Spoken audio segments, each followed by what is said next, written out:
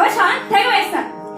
ఒకే ఒక కవచంతో ఉండేటువంటి ఆ సహస్ర కవచుడు భయపడి సూర్యుని దగ్గరకు వెళ్లి దాక్కొని ఇప్పుడు ఆత్మగా కుంతీదేవి గర్భంలో ప్రవేశించాడు.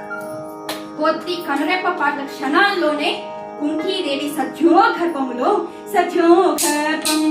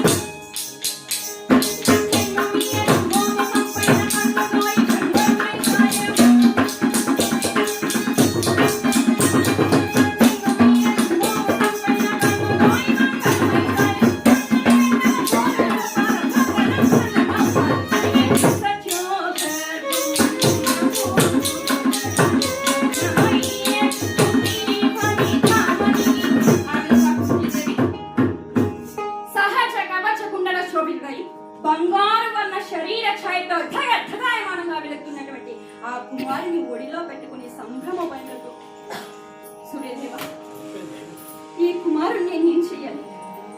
ఇంటికి తీసుకువెళ్తే నా తల్లిదండ్రులు అడుగుతారు, ఎవరండి ఈ బిడ్డ, ఎక్కడి నుండి వచ్చాడు, తీసుకెళ్ళా అంటారు.